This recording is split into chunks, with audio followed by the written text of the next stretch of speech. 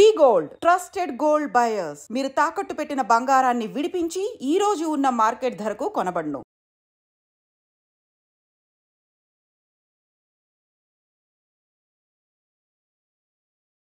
పెహల్గాంలో ఉగ్రదాడి జరిగిన తర్వాత ఇది రెండు దేశాల మధ్య ఎంత సెన్సిటివ్ ఇష్యూగా మారిపోయిందో మనందరికీ తెలిసిందే. సరే, ఏ నలుగురు కలిసినా కూడా దీని గురించే మాట్లాడుతున్నారు. మన ఇండియన్స్ అయితే ఒక రకంగా యుద్ధమే కోరుతున్నారు. యుద్ధం జరగాల్సిందే, వాళ్ళకు బుద్ధి చెప్పాల్సిందే అని మన వాళ్ళైతే అదే మాట్లాడుతున్నారు. అట్లాగే చేయాల్సిందే అని కూడా ప్రతి భారతీయుడు కోరుతున్నాడు. అట్లాగే అందరి భారతీయుల రక్తం మరిగిపోతోంది అంటూ కూడా ప్రధాని నరేంద్ర మోడీ ఈ మధ్యకాలంలో ఎప్పుడు మాట్లాడినా అదే చెప్తున్న పరిస్థితి. ఇంత సెన్సిటివ్ ఇష్యూ, ఇంత దేశమంతా అట్టుడుకుతున్న పరిస్థితుల్లో మొన్న 2000 అంటే ఈ సంవత్సరమే దట్టు 27వ తారీఖున, అంటే ఈ దాడి జరిగింది 27వ తారీఖున కర్ణాటకలోని ఒక ప్రాంతంలో లోకల్గా క్రికెట్ మ్యాచెస్ ఆడుతూ ఉంటారు కదా. లోకల్ క్రికెట్ మ్యాచెస్ ఆడుతున్నటువంటి సందర్భంలో ఒకతను అందులో నుంచి పాకిస్తాన్ జిందాబాద్ అన్నట్ట. నువ్వు కర్ణాటకలో ఉంటావు, ఇండియాలో పుట్టి ఇండియాలో పెరిగి కర్ణాటకలో ఉండి నువ్వు పాకిస్తాన్ జిందాబాద్ అని ఎట్లా అంటావు? తప్పా కాదా? ఆబ్వియస్లీ తప్పే. తప్పు కాదు, అసలు అది నేరం. ఇప్పుడు మొన్న జరిగినటువంటి పెహల్గాం దాడిని అసలు ఎవరు మర్చిపోలేనటువంటి పరిస్థితిలో ఉన్నాయి. చాలామంది ఇదే విషయాన్ని ఇంకా మాట్లాడుతున్నారు. అసలు ఎక్కడ చూసినా ఈ వార్తనే, ఏం జరుగుతుంది దేశంలో, ఏం జరుగుతుంది అని సర్చ్ చేస్తున్నటువంటి టైంలో నువ్వు రెచ్చగొట్టేలాగా నీకు ఎంత కోపం వచ్చినా ఇంకేది అయినా సరే నువ్వు కర్ణాటక వాసివి కదా, పాకిస్తాన్ జిందాబాద్ అని ఎట్లా అంటావు?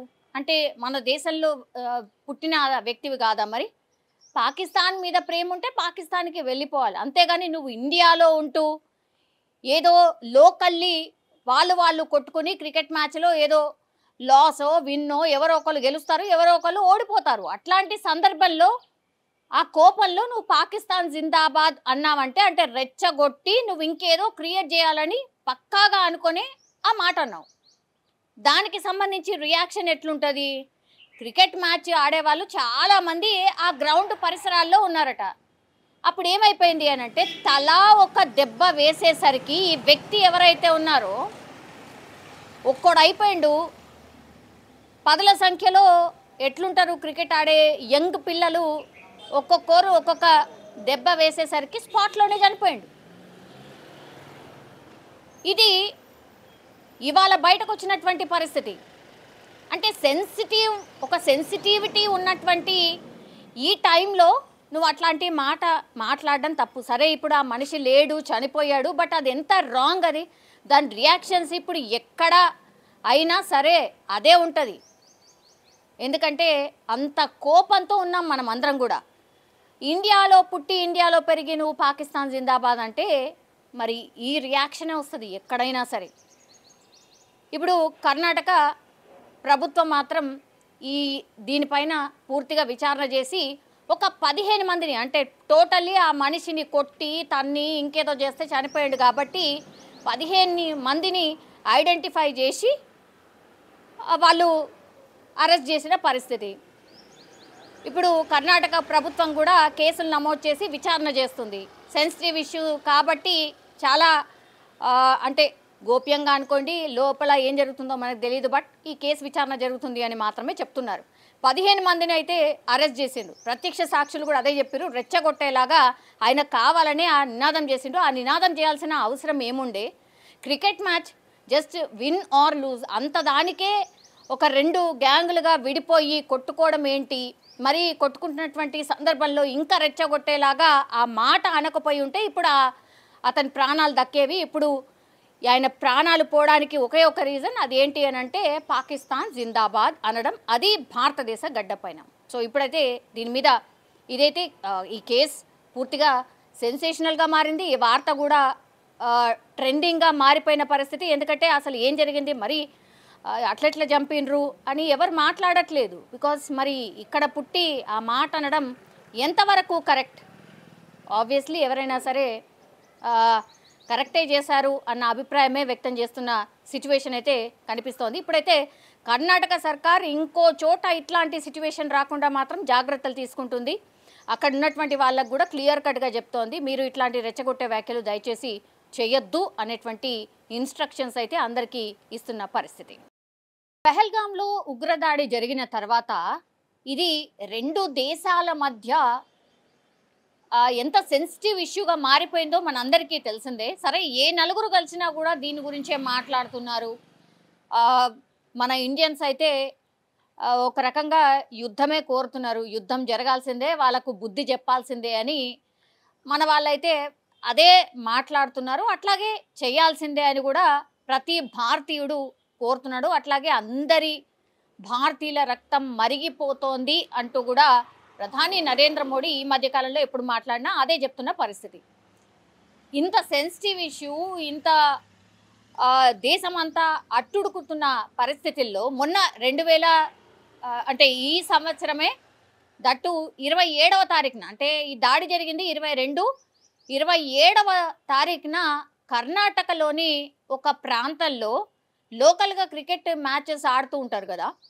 లోకల్ క్రికెట్ మ్యాచెస్ ఆడుతున్నటువంటి సందర్భంలో ఒకతను అందులో నుంచి పాకిస్తాన్ జిందాబాద్ అన్నట్ట.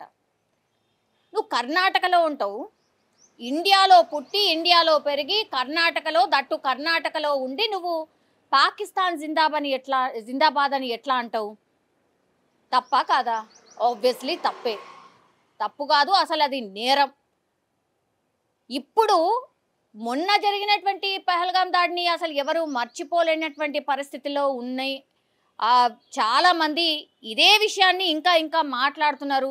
అసలు ఎక్కడ చూసినా ఈ వార్తనే, ఏం జరుగుతుంది దేశంలో, ఏం జరుగుతుంది అని సర్చ్ చేస్తున్నటువంటి టైంలో నువ్వు రెచ్చగొట్టేలాగా నీకు ఎంత కోపం వచ్చినా ఇంకేది అయినా సరే నువ్వు కర్ణాటక వాసివి కదా, పాకిస్తాన్ జిందాబాద్ అని ఎట్లా అంటావు? అంటే మన దేశంలో పుట్టిన వ్యక్తివి కాదా? మరి పాకిస్తాన్ మీద ప్రేమ ఉంటే పాకిస్తాన్కి వెళ్ళిపోవాలి, అంతేగాని నువ్వు ఇండియాలో ఉంటూ ఏదో లోకల్లీ వాళ్ళు కొట్టుకుని క్రికెట్ మ్యాచ్లో ఏదో లాసో విన్నో ఎవరో ఒకళ్ళు గెలుస్తారు, ఎవరో ఒకళ్ళు ఓడిపోతారు. అట్లాంటి సందర్భంలో ఆ కోపంలో నువ్వు పాకిస్తాన్ జిందాబాద్ అన్నావంటే అంటే రెచ్చగొట్టి నువ్వు ఇంకేదో క్రియేట్ చేయాలని పక్కాగా అనుకొని ఆ మాట అన్నావు. దానికి సంబంధించి రియాక్షన్ ఎట్లుంటుంది? క్రికెట్ మ్యాచ్ ఆడేవాళ్ళు చాలామంది ఆ గ్రౌండ్ పరిసరాల్లో ఉన్నారట. అప్పుడు ఏమైపోయింది అని అంటే తలా ఒక దెబ్బ వేసేసరికి ఈ వ్యక్తి ఎవరైతే ఉన్నారో ఒక్కడైపోయిండు. పదుల సంఖ్యలో ఎట్లుంటారు క్రికెట్ ఆడే యంగ్ పిల్లలు, ఒక్కొక్కరు ఒక్కొక్క దెబ్బ వేసేసరికి స్పాట్లోనే చనిపోయిండు. ఇది ఇవాళ బయటకు వచ్చినటువంటి పరిస్థితి. అంటే సెన్సిటివిటీ ఉన్నటువంటి ఈ టైంలో నువ్వు అట్లాంటి మాట మాట్లాడడం తప్పు. సరే, ఇప్పుడు ఆ మనిషి లేడు, చనిపోయాడు, బట్ అది ఎంత రాంగ్ అది. దాని రియాక్షన్స్ ఇప్పుడు ఎక్కడ అయినా సరే అదే ఉంటుంది. ఎందుకంటే అంత కోపంతో ఉన్నాం మనం అందరం కూడా. ఇండియాలో పుట్టి ఇండియాలో పెరిగి నువ్వు పాకిస్తాన్ జిందాబాద్ అంటే మరి ఈ రియాక్షనే వస్తుంది ఎక్కడైనా సరే.